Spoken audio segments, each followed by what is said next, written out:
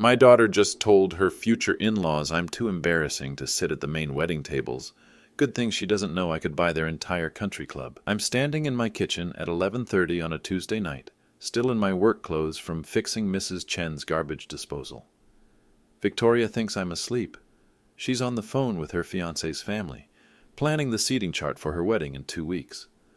My dad's just a handyman who never made anything of himself, she says. We need to keep him away from the important guests. I take a slow sip of my coffee, set the cup down gently, smile. Little does she know, I've been planning something special for her big day. Let me back up 6 months. That's when Uncle Edward died and left me his entire estate. $2.8 million, a villa in Tuscany, 2 apartments in Manhattan. I haven't told anyone, not even Victoria. Edward was my father's brother, the one who went to West Point and made it big in military contracting. He never married, never had kids. The lawyer said he wanted his money to go to someone who understood the value of honest work. I was planning to surprise Victoria after her wedding, maybe help her and Alexander buy their first house, show her that her old man wasn't quite the failure she thought. But over the past 2 months, as wedding planning ramped up, I started noticing things. The venue tours I wasn't invited to, the dress shopping trips where she told me she was going alone to think, the vendor meetings scheduled during my work hours, like she didn't want me there. Dad, maybe you should skip the cake tasting, she said 3 weeks ago. Alexander's parents are coming, and you know how you get around fancy stuff. How I get around fancy stuff, like I'm some kind of embarrassment. I raised this girl by myself after Sarah died 12 years ago. Worked 3 jobs to keep her in private school. Sold my motorcycle to pay for her college application fees. Ate peanut butter sandwiches for 6 months so she could go on that senior trip to Europe. But now she's 26, engaged to Alexander Bradshaw from Bradshaw Capital Management. And suddenly, her handyman father doesn't fit the image she's trying to project. Last week she brought Alexander over for dinner. I made my famous lasagna, the one she used to beg for every birthday. Set the table with Sarah's good china. Alexander walked through my front door in his $1,000 suit, looked around my living room, and I watched his face change. Not disgust exactly, more like pity. Mr. Patterson, he said, shaking my hand with that limp grip rich kids learn at private school, Victoria's told me so much about you. But during dinner, when I mentioned the new kitchen I was installing for the Hendersons, Victoria kicked him under the table. When I showed him the antique cabinet I'd restored for Mrs. Williams, she quickly changed the subject to their honeymoon plans. Dad's very practical, she said, like practical was a disease. After they left, I found a text she'd accidentally sent to me instead of Alexander. Sorry about tonight. I know it's not what you're used to. Once we're married, we won't have to do this often. We won't have to do this often.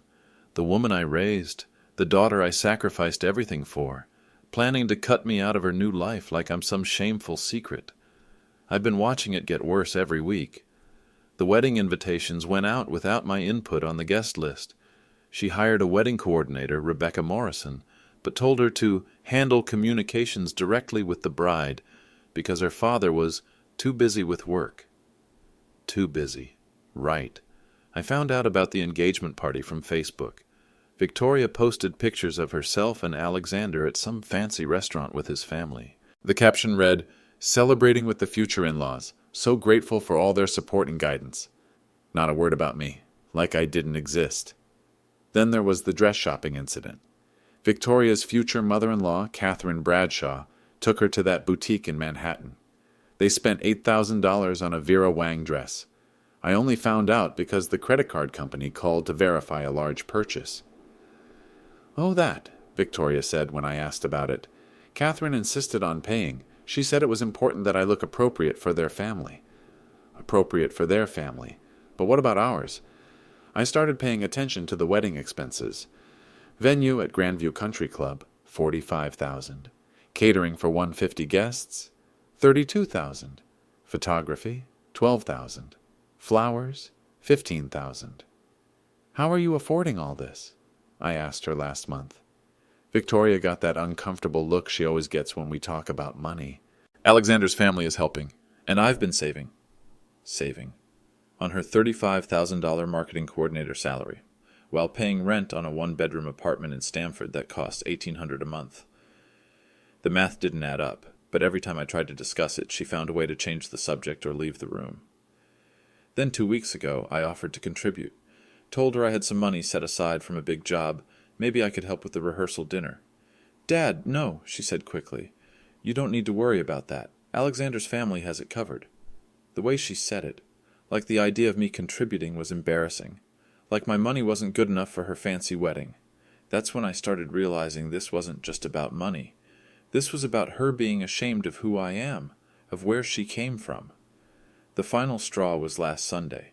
I was at Home Depot buying materials for a bathroom renovation when I ran into Catherine Bradshaw. She was there with her interior designer, picking out fixtures for their guest house renovation. "Oh, Mr. Patterson," she said, like she was surprised to see me in my natural habitat.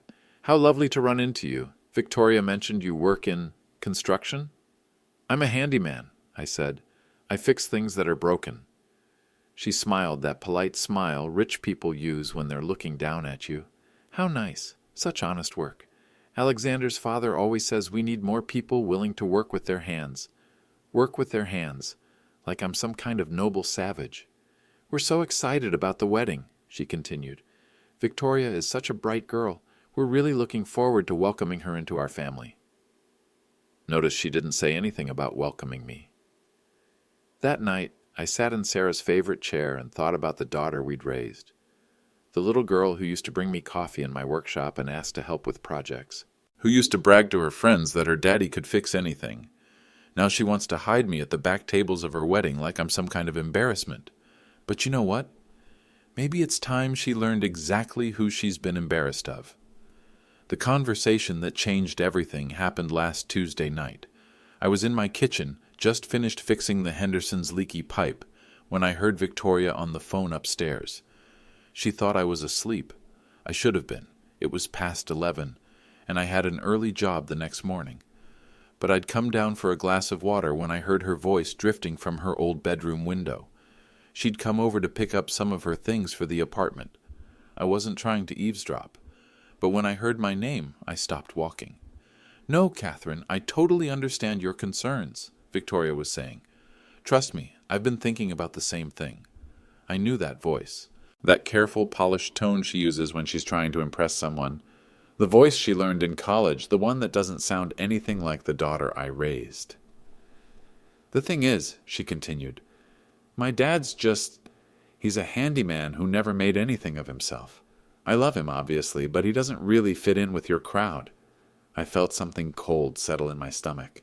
I know," she said, and I could hear her moving around the room. "Alexander keeps saying family is family, but let's be realistic here. Can you imagine him trying to make small talk with Judge Morrison or the Whitakers? He'd probably show up in his work boots."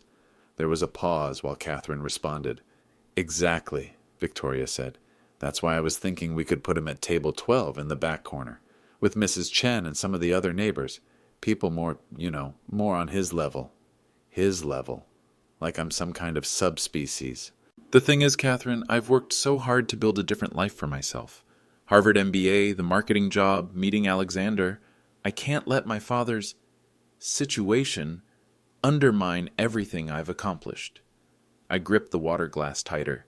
"I mean, don't get me wrong. He's a good man. He raised me after Mom died, worked multiple jobs, all that. But he never pushed himself to be more, Never tried to better himself or think bigger. He's content fixing toilets and changing light bulbs. Content. Like ambition is only measured in dollar signs and college degrees. The last thing I want is for him to embarrass himself, or us, in front of your friends and family. These are important people, Catherine. Federal judges, hedge fund managers, the Vanderbilts. I can't have my dad talking about pipe repairs during cocktail hour." Another pause. "Trust me, I've thought about this a lot. Maybe we tell him there was a problem with the seating and we had to make some last-minute changes. He won't question it. He doesn't really understand how these things work anyway. How these things work, meaning social events where people like me aren't welcome. And honestly, Catherine, I think it would be better for everyone if we just managed his involvement overall. Maybe he gives a short toast at the rehearsal dinner, something small and private, and then we keep him more in the background during the actual reception. I set the glass down on the counter, careful not to make a sound. I know it sounds harsh, Victoria continued, but you have to understand my whole life I've felt held back by where I come from. I finally have a chance to be part of something bigger, something better. I can't let my father's limitations drag me down now. My limitations. The man who put her through private school, who worked overtime to pay for her college, who sold his motorcycle to cover her graduation trip. The other thing is, I don't want him getting the wrong idea about our financial situation. He still thinks I'm struggling, you know? If he sees how much we're spending on this wedding, he'll start asking questions I don't want to answer. Questions like how a marketing coordinator making $35,000 a year could afford a $45,000 venue. Right, exactly. It's better if he just thinks Alexander's family is being generous, which you are, obviously, but I don't need him feeling like he should contribute or anything. His idea of helping would probably be offering to fix the country club's plumbing. She laughed. Actually laughed at the idea of her father wanting to help with her wedding. I just want one day, Catherine. One perfect day where I don't have to worry about explaining my background or making excuses for my family situation. Is that too much to ask? Apparently I was a family situation that needed explaining. Oh, and one more thing, Victoria said. I haven't told him about the engagement party next week. The small one at your house. I figure it's better to keep that intimate, you know? Just immediate family and close friends. He wouldn't really know anyone anyway, and... Her voice trailed off, but I could fill in the blanks. And he might embarrass us in front of the people who matter. Perfect, she said finally. I knew you'd understand. You've been so amazing through all this, Catherine. I feel like I'm gaining a mother, not just a mother-in-law. Someone who actually gets what I'm trying to achieve. Someone who gets what she's trying to achieve, unlike her actual parent. Okay, I should go, Victoria said. I'm meeting Alexander for drinks at that new place in Greenwich. The one with the jazz trio? His friend Bradley recommended it. Bradley. Let me guess. Another hedge fund brat who's never had a callus in his life. Love you too, she said. See you tomorrow for the dress fitting. And Catherine, thank you for understanding about my dad. It means everything to me. I heard the window close and her footsteps on the stairs. I stood in my kitchen holding that empty water glass, listening to her gather her things and leave through the front door. She was meeting Alexander for drinks at a jazz club in Greenwich, where they'd probably talk about their wedding plans, their honeymoon in Italy, their bright future together, a future that apparently didn't include much room for the man who made it all possible. I walked back to the sink, rinsed out the glass, and set it on the counter. My hands were steady. My mind was clear. Victoria wanted to keep me at the appropriate distance, wanted to manage my involvement, wanted one perfect day without the embarrassment of her working-class father. I could give her that. I could give her exactly what she was asking for. But first, I was going to give her exactly what she deserved. I didn't sleep that night. Instead, I sat in my workshop holding Uncle Edward's will. The lawyer had given me a copy 6 months ago, 23 pages of legal language that boiled down to this. Edward Patterson left his entire estate to his nephew, James Patterson, in recognition of his dedication to honest work and family values. Honest work. Family values. Edward would have laughed if he could see what I'd just heard. The estate breakdown was simple. The villa in Tuscany, $1.2 million. The apartment at 785 Park Avenue, $800,000. The second apartment at 920 Fifth Avenue, $800,000, plus another $150,000 in various investments and savings. Total, $2.8 million. More money than Victoria could spend in a lifetime. More money than the Bradshaw family had probably inherited from 3 generations of hedge fund management. And she was embarrassed of me. I thought about Uncle Edward. We weren't close growing up. He was 15 years older than my dad, always off at military academies and then overseas. But when he retired and came back to Connecticut, we'd started having lunch once a month. He'd tell stories about managing construction projects for military bases in Germany and Japan. I'd tell him about the houses I was renovating in town. He respected what I did, called me the last honest man in Connecticut. You know what I like about you, James? He said during our final lunch just 2 weeks before his heart attack. You never pretended to be something you weren't. You didn't need to prove yourself to anyone. You just did good work and raised a good daughter. A good daughter. Right. I looked at the property photos the lawyer had given me. The Tuscan villa was a 12th century stone house that Edward had restored over 20 years. Infinity pool, 15 acres, olive groves. The kind of place rich people pay thousands a night to vacation at. The Manhattan apartments were pre-war classics. High ceilings, original hardwood, Central Park views. The kind of real estate that appreciates faster than most people's salaries. Edward had been planning to tell me about the inheritance in person. I wanted to see your face when you realized you'd never have to fix another toilet unless you wanted to, his letter said. But if you're reading this, I guess I ran out of time. He'd run out of time, but I hadn't. I walked back into the kitchen and made coffee. It was 3 a.m. I had to be at the Morrison job by 7. Their kitchen renovation was behind schedule. But I needed to think this through. Victoria wanted a wedding where she didn't have to explain her background, where she could pretend she came from money, from class, from the kind of family the Bradshaws would approve of. What if I gave her exactly that? I pulled out my phone and looked up the Grandview Country Club's website. Annual membership, $85,000.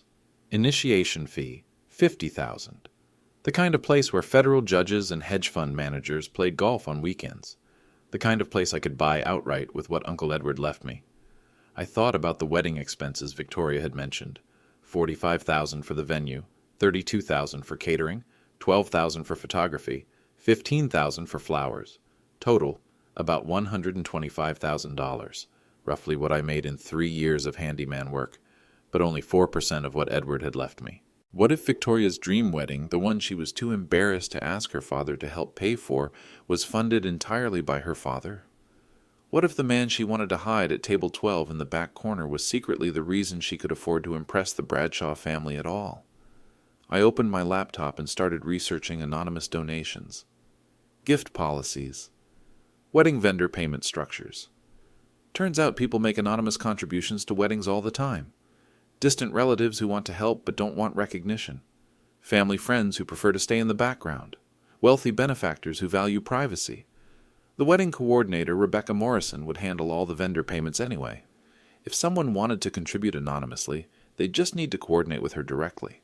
Someone like a wealthy uncle, or a successful businessman, or a private investor who wanted to help a young couple get started in life. Someone who definitely wasn't a handyman from Westchester County.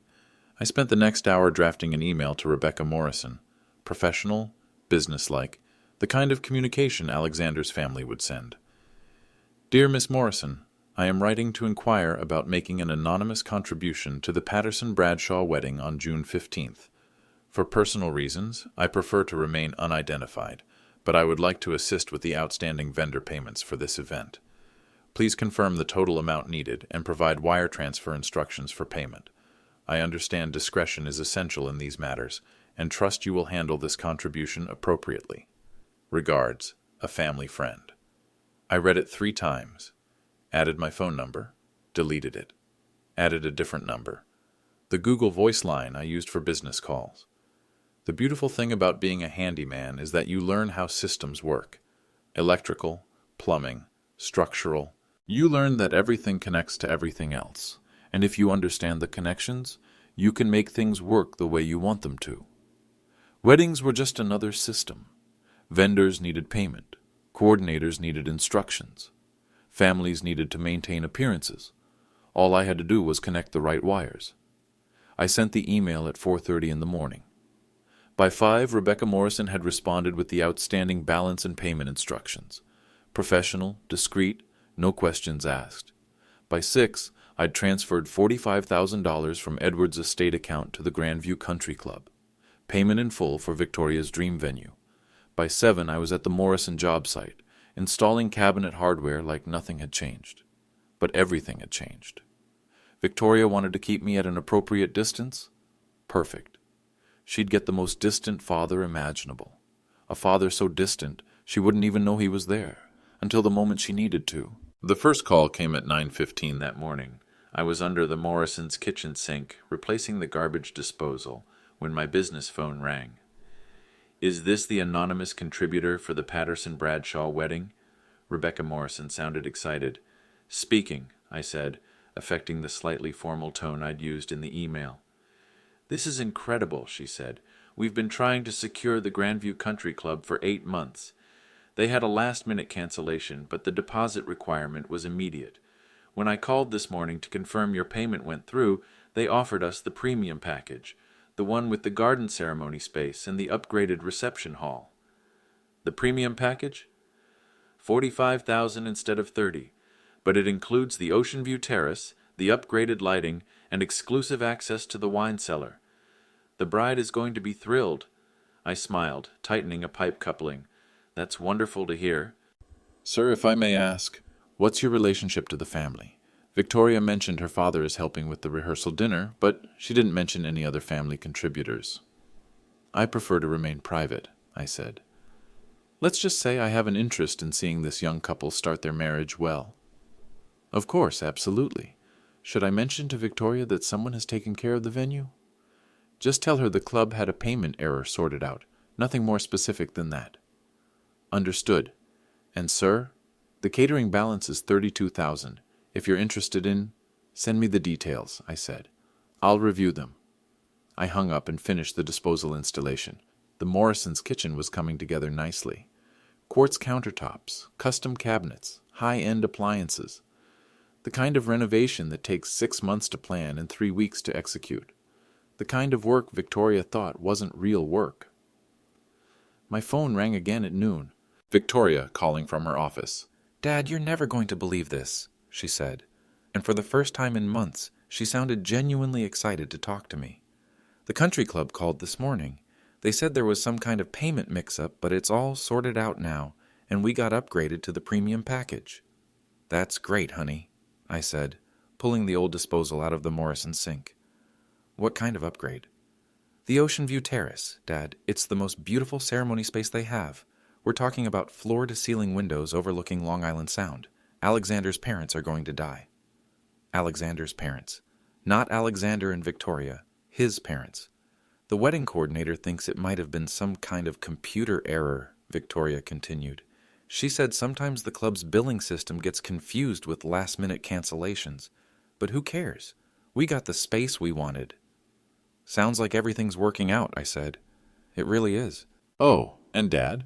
I know we talked about you maybe helping with the rehearsal dinner, but honestly, don't worry about it. Alexander's uncle offered to host it at his house in Greenwich. You know how these family situations can get complicated. Complicated. Right. That's fine, Victoria. Whatever makes you happy. Thanks for understanding. I know this whole wedding thing has been crazy, but it's just so important to Alexander's family that everything goes perfectly. Everything goes perfectly for Alexander's family. Got it. After she hung up, I called Rebecca Morrison back. "The catering balance," I said. $32,000? "Yes, sir. That's for premium service for 150 guests. Past hors d'oeuvres, 4-course seated dinner, open bar, late-night dessert station. It's really quite an impressive menu." "Send me the invoice. I'll take care of it today." "Sir, that's incredibly generous. Should I coordinate with the bride about—" Same as before, anonymous. "Just tell her the vendor payment went through." By 2 o'clock, I transferred another $32,000 to the caterer. By 3, Rebecca called to tell me about the photography upgrade. $12,000 for the premium package, including engagement session, wedding day coverage, and a custom photo album. "Done," I said. By 4, it was the florist. $15,000 for upgraded arrangements, white peonies and garden roses instead of the standard package. Done. By 5 o'clock, I'd paid for Victoria's entire dream wedding. $125,000 transferred from Uncle Edward's estate account in 6 hours. My daughter was getting married in 2 weeks, and she didn't even know her father was paying for it. I finished the Morrison job and drove home, thinking about the conversation I'd overheard the night before. Victoria's voice, explaining to Catherine Bradshaw how her father's limitations were holding her back. My phone buzzed with the text from Victoria. "Dad, the most amazing thing happened. All our wedding vendors got paid somehow. Rebecca thinks there was some kind of benefactor or something. Can you believe it?" I could believe it. Another text. "Alexander's mom thinks maybe his grandfather contributed anonymously. He's always doing stuff like that for family. Either way, we're so lucky." Lucky. That was one word for it. I parked in my driveway and sat in the truck for a moment, looking at my house. Three-bedroom colonial built in 1987. Sarah and I bought it when Victoria was 2. We were so proud. First-time homeowners, 30-year mortgage, big dreams about the family we'd raise here. Sarah never got to see Victoria graduate high school, let alone plan a wedding. But she would have loved seeing our daughter so happy. She also would have been heartbroken to hear how Victoria talked about her father. I walked inside and opened Uncle Edward's portfolio. Even after today's transfers, I still had $2.7 million in assets. The villa, the apartments, the investments. More than enough to buy Grandview Country Club outright. More than enough to make the Bradshaw family look middle class by comparison. And Victoria had no idea. My phone rang. Rebecca Morrison again. "Sir, I don't know how to thank you," she said. "In 20 years of coordinating weddings, I've never had someone step up like this for a young couple. Victoria is absolutely glowing. This is going to be the wedding of her dreams." "That's all I wanted," I said. "There is one more thing. The bride mentioned wanting to upgrade to Dom Perignon for the champagne toast. It's another $3,000, but given your generosity—" "Add it to the bill," I said. "Thank you. And sir, I hope you'll be there to see how perfect everything turns out. This wedding is going to be magical." I hung up and walked out to my workshop. Sarah's picture was still on the workbench, the one of her holding baby Victoria at the hospital, both of them looking at me like I was the most important person in the world. Victoria wanted a perfect wedding with no embarrassing family complications. I was going to give her exactly that. And in 2 weeks, during my father of the bride speech, I was going to show her exactly what kind of family she'd been so embarrassed of. 3 days later, Catherine Bradshaw called me directly. I was at the Hendersons installing new kitchen cabinets when my phone rang.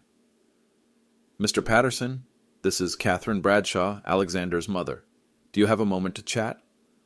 I balanced the phone against my shoulder while marking measurements on a cabinet door. "Sure, Mrs. Bradshaw. What can I do for you?" "Please, call me Catherine. I was hoping we could meet for coffee this afternoon.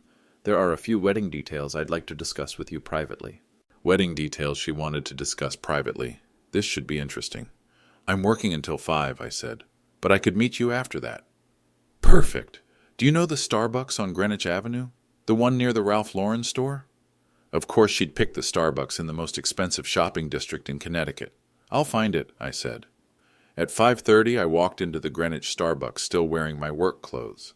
Carhartt coveralls, Red Wing boots, tool belt around my waist. Catherine was already there, sitting at a corner table with a skinny latte, checking her phone.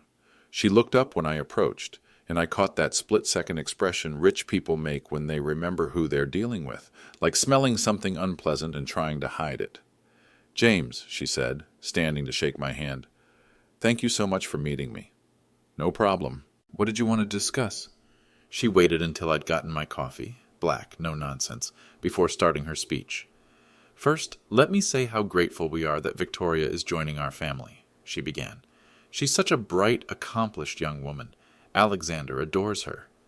I nodded, waiting for the but. "The thing is, James, weddings can be complicated events. Lots of moving parts, lots of different social dynamics. I've been coordinating events like this for 30 years, and I've learned that successful celebrations require careful planning."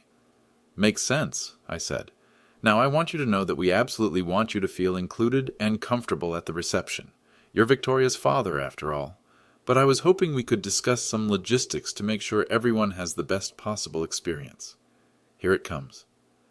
I've arranged for you to sit at table 12, she continued, pulling out a printed seating chart. It's actually one of my favorite tables. Lovely view of the garden, very peaceful. You'll be with some of Victoria's neighbors and a few family friends, people you'll have lots in common with. Table 12. In the back corner, exactly where Victoria had wanted to put me. I see, I said. And I was thinking, for your toast during dinner, maybe we could keep it brief? 3 or 4 minutes at most. Just something simple about being proud of Victoria and welcoming Alexander to the family. Nothing too detailed about her childhood or family history, you understand. Nothing too detailed about her childhood or family history. Can't have the wealthy guests learning that the bride grew up in a regular house with a working father. I want to be sensitive to your situation, Catherine continued. I know this world can feel intimidating. The country club, the formal setting, all these business associates and family friends. It's perfectly natural to feel out of place. My situation. Like being working class was a medical condition. "Mrs. Bradshaw," I said, setting down my coffee cup, "can I ask you something?" "Of course." "What kind of work does your husband do?" She looked surprised by the question. "Richard manages a hedge fund, Bradshaw Capital. He's been in finance for 25 years. And he's never had to fix anything with his hands? Never had to solve a problem that couldn't be handled with a phone call or a checkbook?" Her smile got tighter. "Well, that's what we have people for, James. Contractors, repair services, that sort of thing." "Right, people like me." "Yes, exactly. And there's nothing wrong with that. We need people who work with their hands. Alexander always says America was built by hard-working people like you." "Hard-working people like me, as if I was some kind of historical curiosity." "The thing is, Catherine," I said, "I'm not intimidated by your world. I just don't think it's as impressive as you do." Her smile disappeared entirely. "I've been in a lot of fancy houses," I continued. "Fixed a lot of expensive things for a lot of wealthy people. And you know what I've learned? Rich people's toilets break exactly the same way as everyone else's." She stared at me for a moment. "James, I'm trying to help you here. I'm trying to make this easier for everyone." "I appreciate that," I said, standing up. "And here's how you can help. Don't worry about managing me. Don't worry about what I'll say or how I'll act. Just worry about throwing a nice party for your son and my daughter." "But James, I'll see you at the wedding, Catherine. Table 12, right? Lovely view of the garden." I walked out, leaving her sitting there with her seating chart and her management strategies. On the drive home, I thought about what Victoria had said on that phone call. How she wanted one day without having to explain her background or make excuses for her family situation. Well, she was going to get it. By the time I was done with my speech, there wouldn't be any explaining necessary. The social media campaign started the next morning. Victoria posted a photo on Instagram, her and Alexander at the country club, both of them glowing, with the caption, "2 weeks out and everything is falling into place. So grateful for our families and the amazing people helping us create our Dream Day #wedding 2024 #blessed #dream come true. Grateful for our families." Plural. Interesting choice of words considering she'd tried to hide one half of that equation. I scrolled through the comments. Lots of heart emojis from her college friends, congratulations from coworkers, and several comments from people I didn't recognize. Catherine told me about the amazing anonymous benefactor. So romantic. "Your wedding is going to be goals. Can't wait to see the photos. Alexander's family is so generous. You're lucky to marry into such a successful family." Anonymous benefactor, successful family, no mention of the bride's side contributing anything. That afternoon, Victoria called me while I was at the Williams job, refinishing their hardwood floors. "Dad, I need to ask you something," she said. "Have you been talking to anyone about the wedding?" I paused the floor sander. "What do you mean?" "Rebecca mentioned that someone's been asking questions about our vendor payments. Alexander's mom thinks it might be a reporter or something. You know how people get curious about big weddings in Greenwich." "A reporter. Right. I haven't talked to any reporters, honey." "Good. Because Catherine thinks maybe there's some gossipy neighbor or whatever trying to figure out our business. She's worried about privacy." Privacy. From the woman who'd posted 12 Instagram stories about wedding planning in the past week. "The other thing is," Victoria continued, "I've been getting some weird comments on social media. People asking about my family, wanting to know about my background. Catherine thinks maybe I should make my accounts private until after the wedding." "Probably not a bad idea," I said. "I just don't want anything to mess this up, you know? Everything's been going so perfectly. The venue, the vendors, all the payments somehow working out. It feels almost too good to be true. Almost too good to be true. If only she knew." That evening, Rebecca Morrison called my anonymous benefactor line. "Sir, I hope you don't mind me reaching out," she said, "but I wanted to give you a heads up about something." "What's wrong?" "Nothing's wrong exactly, but the bride's future mother-in-law has been asking questions about the anonymous payments. She seems concerned about where the money came from." Concerned. Catherine Bradshaw was worried that her son was marrying into a family that might have dirty money. Because clearly, honest working people couldn't possibly afford a $125,000 wedding. What kind of questions? She wants to make sure everything is legitimate, tax implications, that sort of thing. I told her anonymous contributions are completely normal, but she's insisting on some kind of verification. Verification. She wants me to provide documentation that the funds came from a legitimate source, bank records, tax documents. She says it's for the family's protection. I almost laughed. Catherine Bradshaw wanted to investigate the source of the money that was paying for her son's wedding, the money that was making her family look generous and successful. Tell Mrs. Bradshaw that all funds came through proper banking channels, I said. If she needs additional verification, she can contact her family attorney. Should I mention that you're willing to provide documentation? Tell her that any questions about the source of funds should be directed to the benefactor's legal representation. Do you have legal representation? I thought about the estate attorney handling Uncle Edward's will. Edwards, Patterson, and Associates, I said. They'll handle any inquiries. It wasn't technically a lie. Edwards' estate did have legal representation, and they would handle inquiries. They just didn't know they were representing an anonymous wedding benefactor. The next morning, Victoria posted another Instagram story, a screenshot of a Connecticut magazine article titled Greenwich Wedding Season, the most anticipated celebrations of 2024. Her wedding was featured in the slideshow, with a photo of the Grandview Country Club and the caption, "The Patterson-Bradshaw celebration promises to be one of the season's most elegant affairs." Most elegant affairs. Funded entirely by the fathers she was too embarrassed to seat at the main tables. I screenshot the article and saved it to my phone. Evidence for later. That afternoon, Catherine called Rebecca with an ultimatum. Either the anonymous benefactor provided legal verification of fund sources, or the Bradshaw family would cover the remaining wedding expenses themselves. Rebecca called me immediately. "Sir, I'm in an impossible position here," she said. "The mother of the groom is essentially questioning your integrity." "And what did you tell her?" "I told her that in 20 years of coordinating weddings, I've never had to investigate a client's benefactor, that anonymous contributions are protected by privacy laws and industry standards." "Good. But she's threatening to pay all the vendors directly if we can't provide documentation. She says she won't have her family's reputation associated with questionable financing." Questionable financing.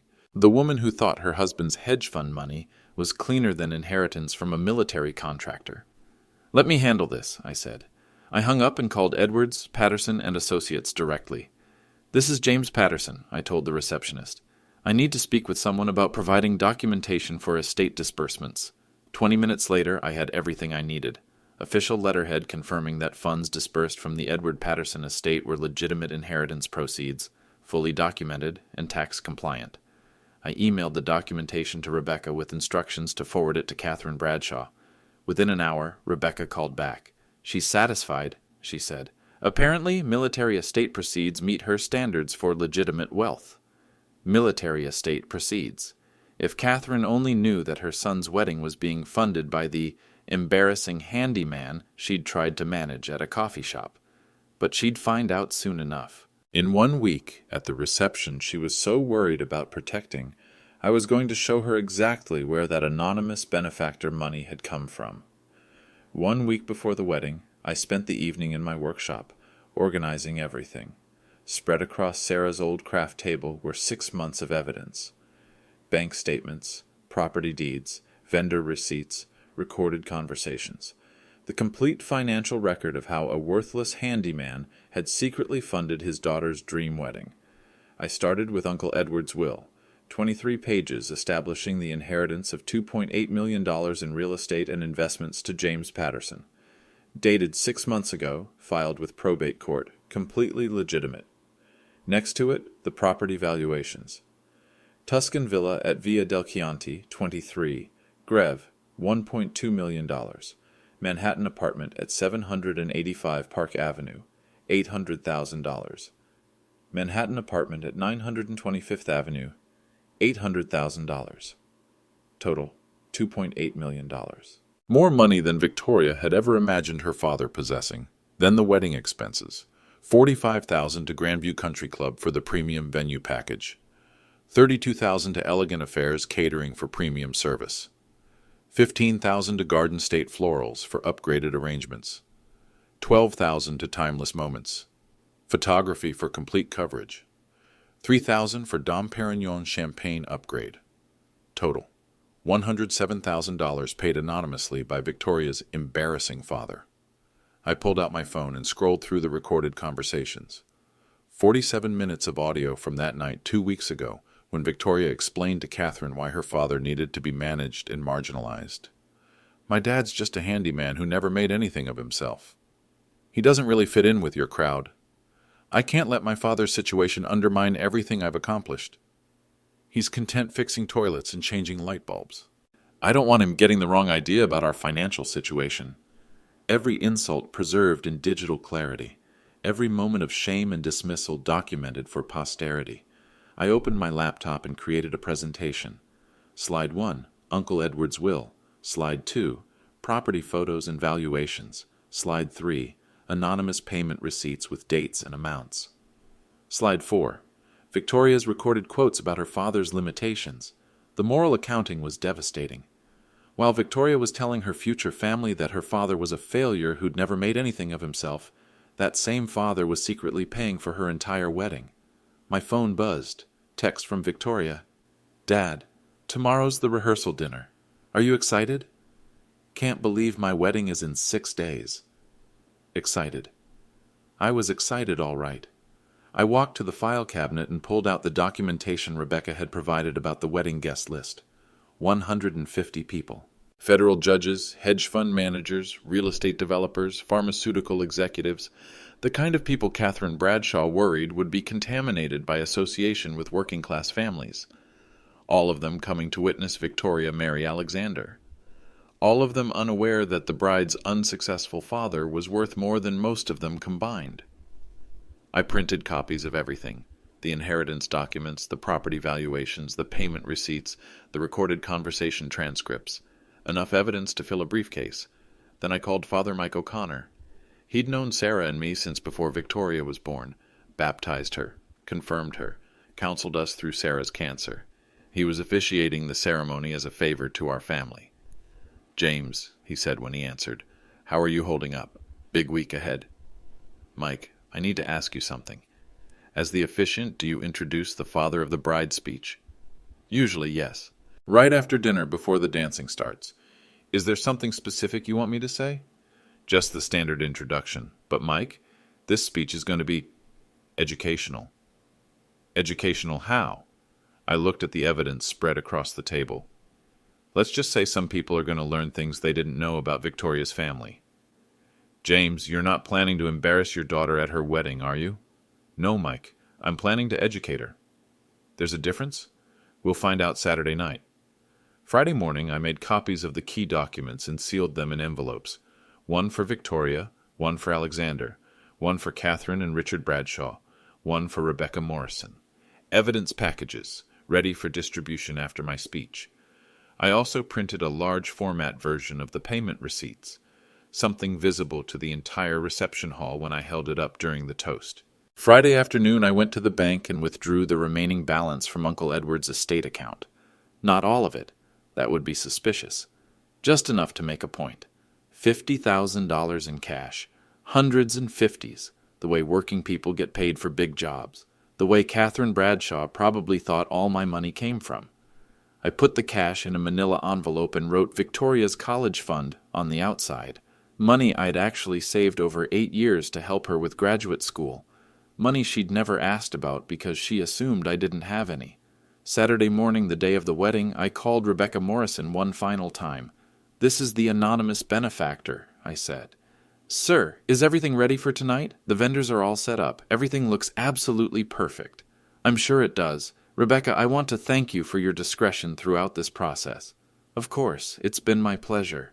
"Will you be attending the reception?" I smiled, looking at the evidence packages lined up on my kitchen counter. "Oh, yes, I'll definitely be there." "Wonderful. I hope you'll be pleased with how everything turned out." I think everyone's going to be very pleased with how everything turns out. After I hung up, I laid out my clothes for the evening. Navy suit, the one I'd worn to Sarah's funeral. White shirt, blue tie, the kind of outfit Catherine Bradshaw had probably worried I didn't own. In 6 hours, Victoria would walk down the aisle to marry Alexander Bradshaw. In 7 hours, they'd be husband and wife. In 8 hours, I'd stand up to give my father of the bride speech. And in 8.5 hours, everyone at that reception would know exactly who had paid for their elegant evening. The handyman who never made anything of himself. The Grandview Country Club looked perfect.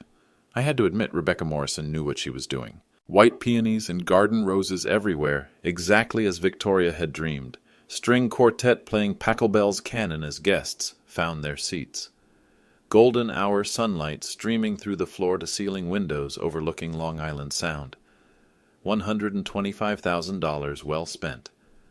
I stood at the back of the garden ceremony space, watching Victoria walk down the aisle on my arm. She looked beautiful in her Vera Wang dress, the one Catherine had insisted on buying. $8,000 of silken lace paid for by Alexander's family's generosity, or so everyone thought. "Thank you for this, Dad," Victoria whispered as we walked. "Thank you for understanding how important today is to me." Understanding, right. I handed her over to Alexander at the altar. Father Mike smiled at both families as the ceremony began. The Bradshaws filled the first 3 rows on the groom's side. Federal judges, pharmaceutical executives, real estate developers. Catherine's carefully curated guest list of important people. On the bride's side, Mrs. Chen from next door, a few of Victoria's college friends, some cousins I hadn't seen in years, the people Victoria categorized as more on my level. During the vows, I watched Catherine Bradshaw dab her eyes with a monogrammed handkerchief. So moved by her son's wedding to this bright young woman from a humble background, so pleased that their anonymous benefactor had made the day possible, if only she knew. The cocktail hour was everything Victoria had wanted. Dom Perignon champagne, the $3,000 upgrade I'd approved, past hors d'oeuvres from the premium catering package, the jazz trio Alexander's friend Bradley had recommended. I circulated among the guests with my plastic name tag, James Patterson, father of the bride. People smiled politely when introduced, made small talk about the weather and the beautiful venue, then found excuses to drift toward more important conversations. "You must be so proud," Judge Morrison told me during cocktails. "Victoria seems like a lovely girl, very accomplished." "She is," I said. "She's achieved exactly what she set out to achieve." At 7:30, Rebecca Morrison announced dinner service. The guests found their assigned tables according to Catherine's carefully planned seating chart. Table 1, Alexander's family and their closest friends. Table 2, Victoria's college roommates and their husbands. Tables 3 through 11, business associates, family friends, people who mattered. Table 12, me, Mrs. Chen, the mailman from my neighborhood, and Victoria's high school math teacher, the appropriate company for someone of my social standing. I sat down and watched the dinner service. 4 courses, exactly as advertised. Lobster bisque, mixed greens with pear and gorgonzola, filet mignon with truffle butter, chocolate soufflé with raspberry coulis. $32,000 worth of food and service, funded by the man Catherine Bradshaw had tried to manage with coffee shop condescension. During the main course, Victoria stopped by table 12. "Dad, is everything okay? You seem quiet tonight." "Everything's perfect, honey. Exactly like you planned. The venue is amazing, right? And the food is incredible. Alexander's family really went all out."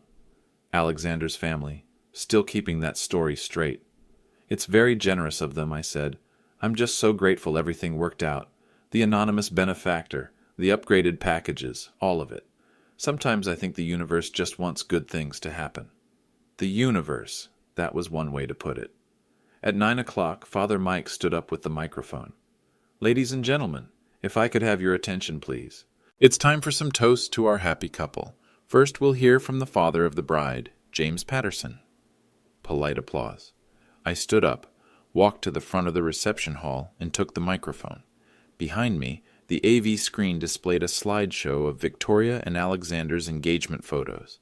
I looked out at 150 faces.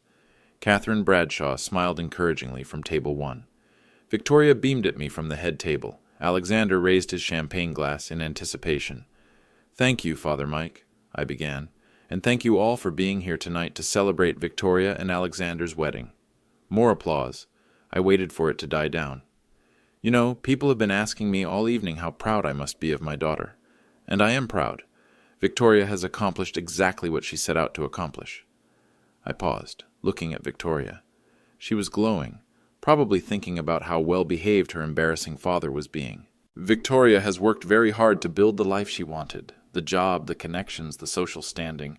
She's been very strategic about the image she wants to project. A few murmurs from the audience. Catherine Bradshaw's smile looked a little strained. In fact, Victoria's been so focused on her image that she's become quite concerned about things that might undermine it. Things like her background, her family, her father. The room went quiet. Victoria's face started to change. 2 weeks ago, I overheard a phone conversation Victoria had with her future mother-in-law. She was explaining why her father, that's me, needed to be kept away from the important guests tonight. Victoria's face went white. Catherine Bradshaw put down her champagne glass.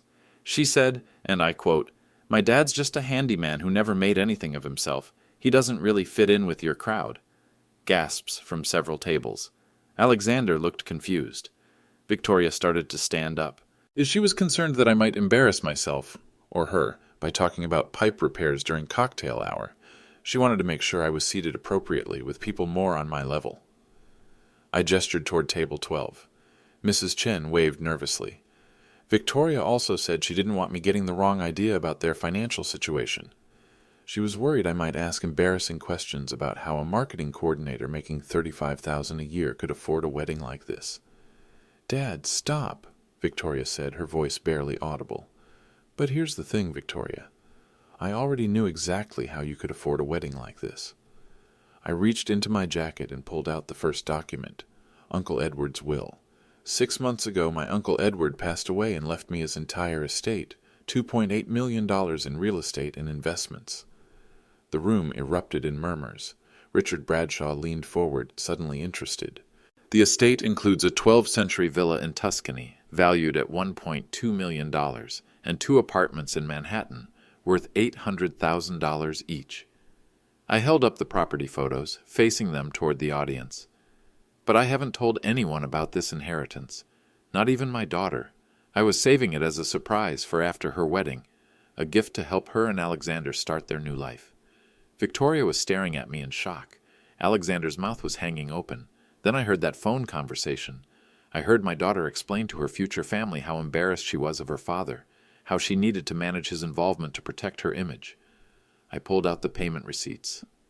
So I decided to give Victoria exactly what she wanted. A wedding where she didn't have to worry about her father's limitations.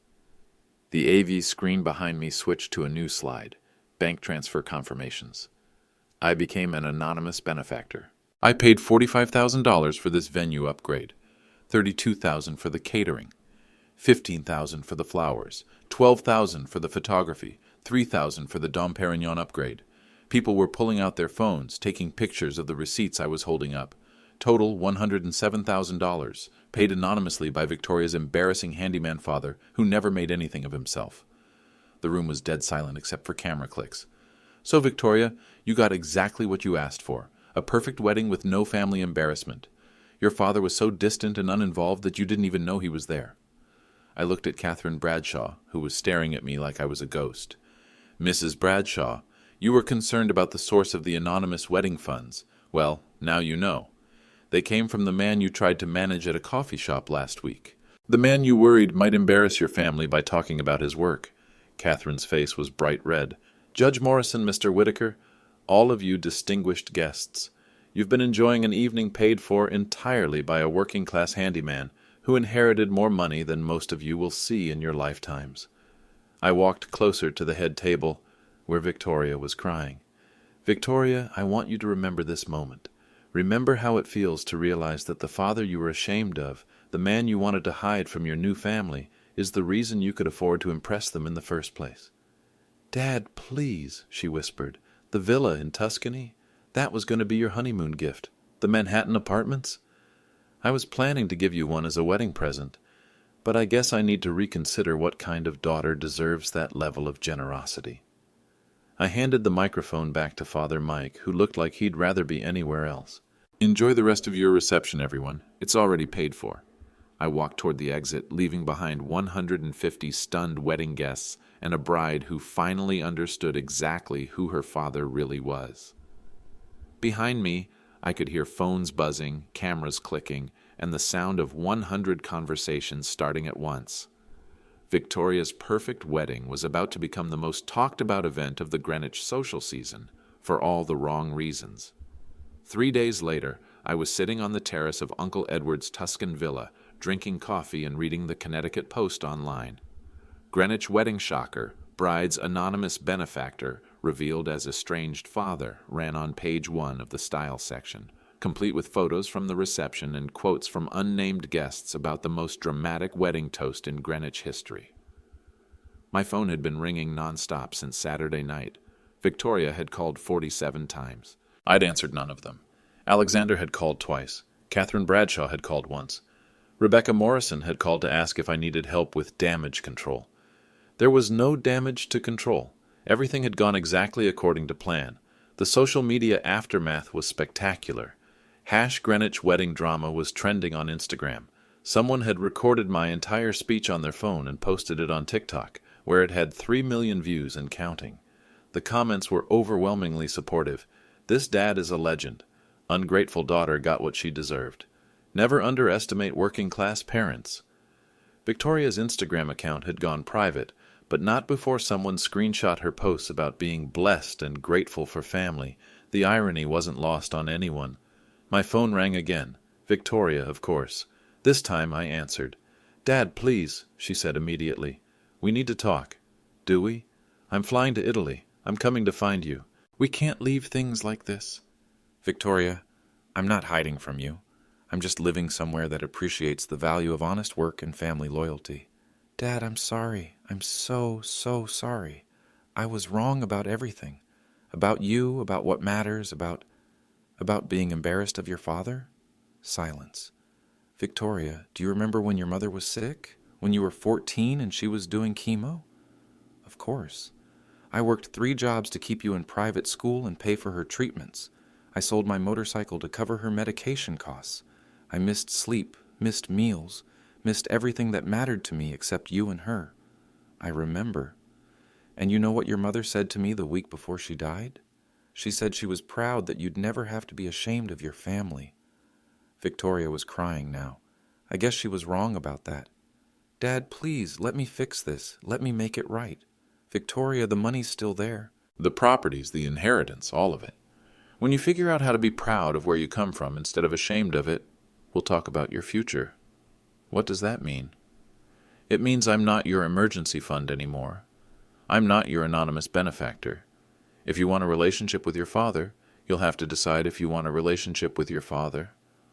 I hung up and poured another cup of coffee. The Tuscan hills stretched out below the villa, olive groves and cypress trees as far as I could see. Uncle Edward had been right. It was a beautiful place to appreciate the value of honest work and family.